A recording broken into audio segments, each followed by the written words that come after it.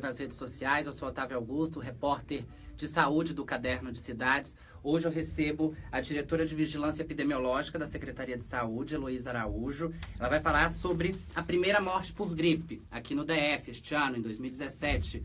Uma informação que o Correio adiantou na sua edição impressa de hoje. Estamos em plena campanha, né? A campanha vai até 26 de maio. No dia 13 de maio tem o dia D. Até o momento, informação nova que a Heloísa trouxe. 55.254 pessoas foram imunizadas aqui no DF. O público-alvo esperado, estimado para este ano, é de 687 mil pessoas. Um recorde. O público-alvo, gestantes, mulheres que deram à luz até 45 dias, professores, profissionais da saúde, crianças de 6 meses até 5 anos, idosos acima de 60 anos, adolescentes que estão cumprindo medida socioeducativa, presidiários e profissionais do sistema carcerário. Lá em correiobrasiliense.com.br, você já sabe, encontra a lista dos 104 postos com endereço. E aí você identifica o que fica mais próximo da sua casa, do seu trabalho. E a recomendação, não deixa para a última hora, não. No dia 13, esse ano, em 13 de maio, véspera do Dia das Mães, uma data complicada. Vamos se antecipar e não deixar para ter tumulto, fila no dia D e também na última semana de vacinação. Perfeito. A vítima, Heloísa, uma mulher de 43 anos, diabética, morava no Riacho Fundo e não tinha registro de vacinação na última campanha, apesar de ser uma pessoa que teria direito. Do grupo de risco, do grupo prioritário. É esse o que chama atenção. Não é definitivo você não ser vacinado. Agora, se você tem uma comorbidade e você se expõe, você não se organiza, né? Não mantém uma estrutura que permite uma recuperação, tenha o cuidado de manter a sua rotina para evitar que, uma vez exposto a um vírus, e aí a todo momento você é exposto a vários vírus, né? Uma vez exposto a um vírus, você tem uma recuperação. Infelizmente, nesse mesmo período do ano passado, nós tínhamos 9 casos. Esse é o primeiro desse ano. A gente diz que é um reflexo da campanha do ano passado.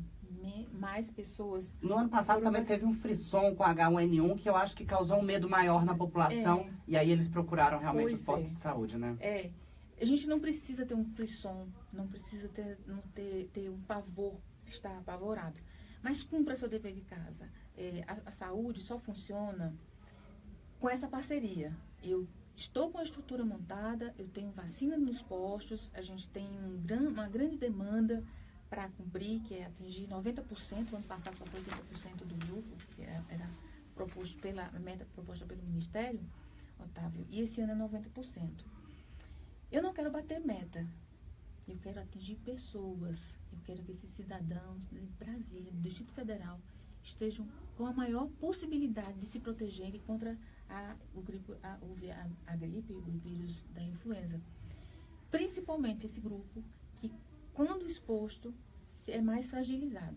Então, a nossa meta, o motivo da nosso encontro é acordar com essas pessoas que estão em casa, que estão disponíveis para vir ao centro de saúde, que venham. Não deixa para o final do dia, não deixa para o dia 13, vai ter muita gente. É ótimo, é animado, tem bandinha, tem picolé, tem balãozinho na porta, que o pessoal gosta de fazer isso com as mães, né? Mas eu preciso que as pessoas se organizem ao longo da campanha, porque quando chega numa véspera do Dia das Mães, todo mundo vai visitar a mamãe e esquece de vacinar. E aí a gente... né, acontece esse evento, um evento tão triste. Eu queria vir aqui falar só de vacina, não queria vir aqui falar de uma morte de uma mulher de 43 anos, uma mulher jovem. Né? E para se ter ideia de como é a procura no dia D, das 644 mil pessoas que se vacinaram lá em 2016, 30% desse público procurou no dia D. Aí não tem como, vai ter fila, vai ter transtorno, a pessoa vai esperar mais tempo, vai ficar irritada, tá fazendo um calor terrível. É melhor se organizar. É uma festa, Mas não vale a pena essa festa, gente. Vamos vacinar no dia a dia, né? Se organiza ali no Se horário, organiza, um pouquinho depois do almoço. O horário de funcionamento dos postos é de 8 a 17. 8 às 5 da tarde. Não muda, não muda nada. Olha, é o mesmo horário que você vai fazer as suas vacinas do calendário regular.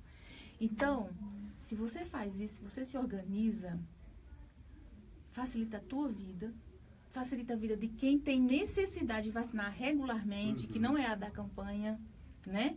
Que eu tenho vacinas ainda no centro de saúde para fazer e para outras demandas.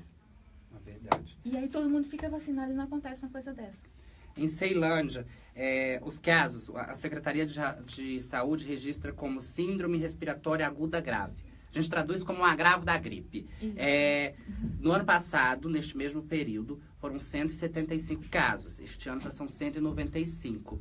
9 mortes no ano passado, Sim. uma este ano. Em Ceilândia, Recanto das Emas, Taguatinga, Santa Maria e Asa Norte, e o Guará também, que está empatadinho ali com a Asa Norte, a situação é pior.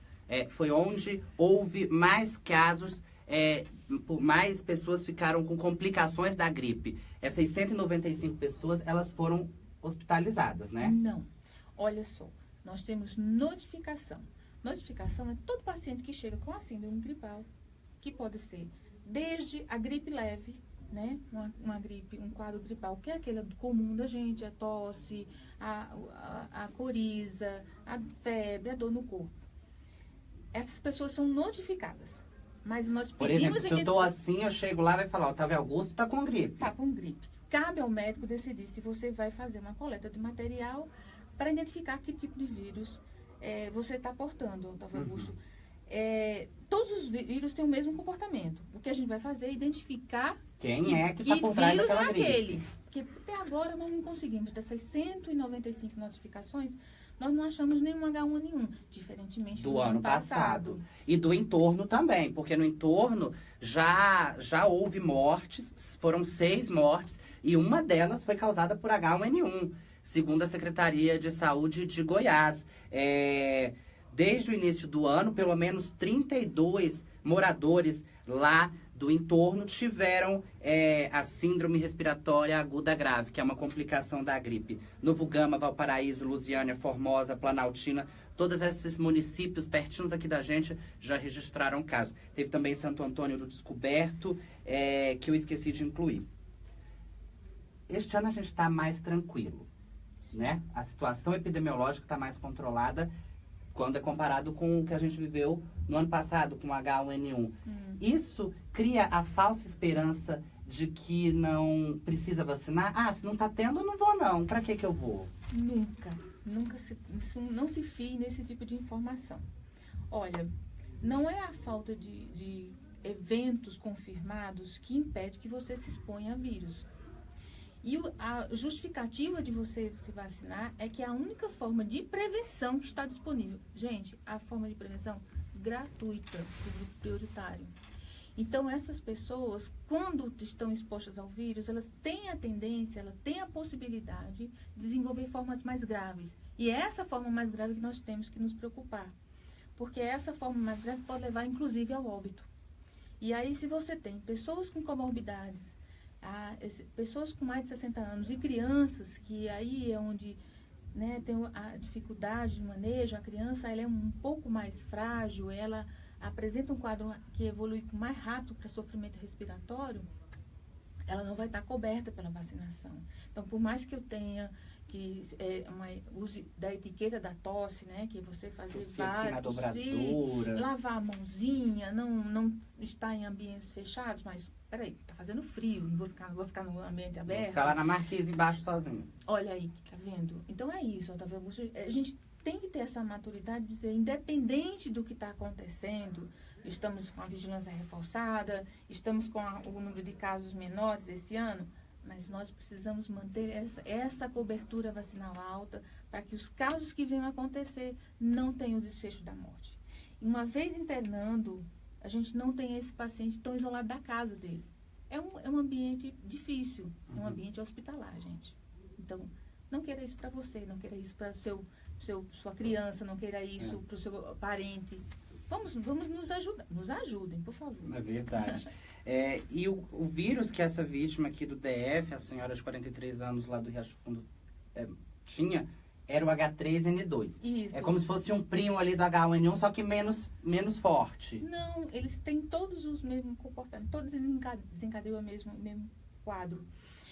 É o vírus que está circulando. Uhum. A gente teve, como eu estava dizendo, não houve, até o momento, notificação do H1N1, como houve o ano passado, né? Mas está tendo do H3. E aí, ele é incorporado... Ele não é mais fatal que o H1N1? Não é. É porque a gente não está encontrando.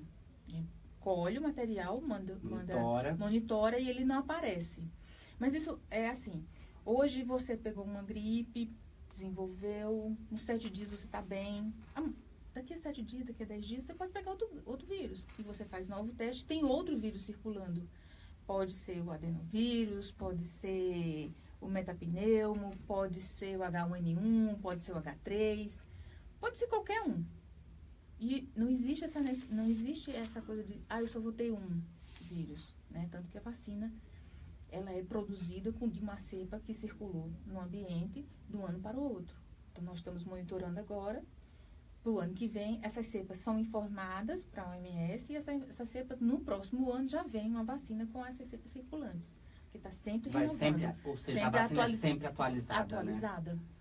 E para lembrar, eu acho que boa parte sabe disso, mas na rede pública, na Secretaria de Saúde, disponibiliza a trivalente contra 3 tipos de vírus. Isso. Aquela que a gente vai na clínica particular comprar para tomar, ela protege contra 4 tipos de vírus. Há 20 dias, mais ou menos, o jornal fez um levantamento nos laboratórios. Estava, em média, a trivalente para o público, que não é o alvo da campanha, aquele que não recebe, estava mais ou menos R$120. E a quadrivalente, que protege contra 4 tipos, estava em torno de 160. É um pouco caro. Se o público-alvo pode receber da Secretaria de Saúde, vamos buscar os postos de saúde, né? Por favor. Eu faço um alerta agora para os pais. Dos casos notificados de gripe este ano, 60% são de crianças até 4 anos. É uma parcela muito grande. A criança é menos resistente, né? Isso. A criança, se ela pega uma gripe, ela já fica mais molinha, ela já fica chorosa. Os pais têm que prestar atenção logo nos primeiros sintomas. São coisas que a gente tem que ter muito cuidado quando fala. Quem vai mais ao serviço? As crianças são levadas pelos responsáveis, né? Pai, mãe, responsável. Então, a gente tem mais notificação. E aí, como a gente tem mais notificação, a gente investiga mais essa criança, né? Uhum. Então, geralmente você diz assim, tenho mais crianças doentes. Não, é porque a criança vai mais. A gente investiga mais. Ou seja, as crianças ficam doentes e mais crianças chegam ao hospital. Isso. O adulto tem aquela capacidade de ter gripe e de trabalhar, tomar um negócio, que ele não está naquele grupo de prioridade, né? Uhum. Então, por isso, Otávio, a gente tem que ter um certo cuidado quando a gente fala. A criança precisa ser vacinada, e aí vale chamar a atenção nisso. Criança nasceu no finalzinho do ano passado, nós estamos no mês de abril, ela não tomou a primeira dose o ano passado, então ela vai tomar a primeira dose agora 6 meses, né? E ela tem 30 dias para tomar um reforço. Uhum. A criança que tomou o ano passado só vai precisar tomar uma dose. Então, quem tem crianças que não tomaram o ano passado, ele tem que chegar no serviço e se responsabilizar em retornar com essa criança, senão o esquema dela não vai estar perfeito. E aí, o que é que acontece? Você reguarda, essa vacina é guardada. A criança que toma a primeira dose esse ano, essa vacina fica reservada para ela. E a gente não pode liberar. Então, a gente cria um falso estoque. Uhum. Né? Nossa, vocês estão com a vacina porque aí. as pessoas não retornaram. Eu preciso que ela retorne. Entendeu? Eu preciso que eu retorne para que eu, primeiro, proteja essa criança efetivamente e, segundo, que eu não faça um estoque desnecessário. Porque eu tenho demandas. Se sobrar vacina, eu vou atrás do grupo prioritário para ver quem posso mais avançar na cobertura. Não que eu não bata a meta, porque provavelmente a gente tem essa perspectiva de bater meta. Mas fazer o máximo de cobertura para a maior quantidade de pessoas dentro do Distrito Federal. Para que a gente não tenha que vir conversar sobre óbitos. A gente não quer conversar sobre óbitos. Algumas pessoas não terão a mesma sorte, mas se depender da gente, a gente está aqui para que isso não aconteça. Verdade. Luísa, vamos tirar umas dúvidas sobre a vacina. A gente vê um monte de bobagem circulando na internet. Tem gente que faz aquela lista comprida com um trem que é um monte de mentira. Que escreve lá que a vacina pode matar, que a vacina não é segura cientificamente. Não dá para acreditar, né? É uma vacina segura, uma vacina eficaz, que melhora a qualidade de vida do coletivo, né? Que se eu sou vacinado e você não é, o vírus já não vai circular em mim. Então, o vírus vai circular menos, Exatamente. né? Mesmo aquele público que não é vacinado, ele também, de certa forma, é protegido com quem é vacinado. Exatamente. Não dá para acreditar nessas balelas. Não, por favor. Isso às vezes eu diria até que é uma falta de respeito com a comunidade que precisa ser orientada, né? Fazer esse trabalho que você está fazendo, que é tirar dúvidas, explicar, para que essa comunidade ela faça uma maior adesão aos processos de educação em saúde, que é isso que a gente precisa, educação em saúde. Se a comunidade fazer uma boa adesão, nós temos uma cobertura vacinal boa, esse vírus vai diminuindo a circulação. Vamos fazer um exemplo? H1N1, até agora, 195 amostras, nenhum caso. Isso quer dizer que o ano passado nós conseguimos fazer com que o H1N1 diminuísse tanto a circulação que nesse momento nós não conseguimos captar. Pode acontecer que a gente venha a captá-lo em novas amostras, mas nesse momento nós não temos. Então, eu acho um desserviço uma pessoa que fala isso. Fica propagando esse tipo de informação. Não precisa, né? A gente tem que trabalhar com isso. Você está vendo, você tem autonomia de decidir o que você quer para você, para os seus familiares, para as suas crianças. Mas fazer isso com a população de forma inverdades, né? Mentindo. A expressão não queria dizer, mas é verdade. Mentindo, você está prestando um desserviço a essa comunidade. Verdade. Né? E são pessoas que têm uma necessidade, elas precisam estar protegidas, não porque elas querem, não porque o Ministério disse, mas elas têm uma comorbidade, elas têm uma característica de identidade, de condição de saúde que precisa ser protegida. E não é com mentiras que você faz isso. É verdade. É com responsabilidade. Luísa, certo dia, estava fazendo uma reportagem e perguntaram, Otávio, você que trata sempre dos assuntos de saúde, me ajuda com uma coisa. Por que quem me perguntou foi um homem de cerca de 40 anos, quando vou lá, tomo a vacina, eu fico muito gripado logo em seguida. E acontece a mesma coisa com as minhas filhas de 2 e 4 anos, que eu levo lá no posto de saúde, elas são vacinadas e depois elas ficam muito gripadas. O que acontece? Desculpa, o que acontece, Luísa? Eles podem ter o componente genético deles pode estar suscetível a um evento adverso, ou é natural da vacina por ela ser com o vírus vivo atenuado? É vírus vivo atenuado? Vírus vivo atenuado. É um pedacinho do vírus lá dentro, não é isso? Sim, um vírus com menor capacidade de provocar a doença. Me explica o que acontece com essa família e como a vacina age quando eu sou vacinado. É menos de 15 segundos, gente. Você chega lá, a enfermeira esteriliza a mão, limpa o braço, a picadinha rapidinho, já tô imune, já tô imunizado. Você está vacinado. Tô vacinado. Imunizado é uma resposta do seu organismo àquele estímulo da vacina. Então, o que acontece? Esse senhor, essa família, de forma geral, as pessoas entram em contato com o vírus e 24 horas depois ela começa a apresentar um quadro muito semelhante. Pode ser porque você já estava com um vírus circulando no seu organismo, isso foi exposto. Em todo o ambiente você tem vírus, né? E você se expõe, seu organismo vai dar uma resposta e você faz um quadro parecido com uma gripe, próximo àquilo. Você pode ser da vacina, pode ser de um contágio anterior, 24 horas antes você começa a apresentar, né? Você entrou em contato com o vírus, você pode desencadear depois. E isso pode acontecer para uma pessoa ou não acontecer. Nós dois vamos vacinar, né? Nós dois recebemos o mesmo lote, de um lado ou de outro, e eu ter uma resposta de um jeito e você ter a resposta de outro. Por quê?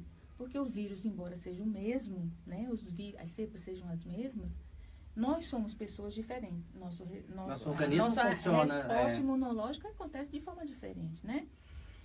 Temos idades diferentes, nós temos hábitos diferentes. Assim é a comunidade.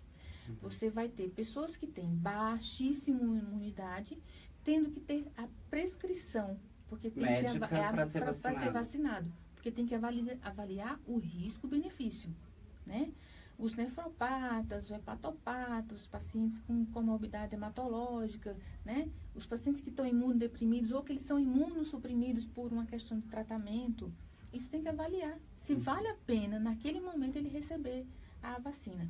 Outra coisa que é importante a gente lembrar é o paciente que faz uso de medicações imunossupressoras, eles têm uma necessidade de acompanhamento regular.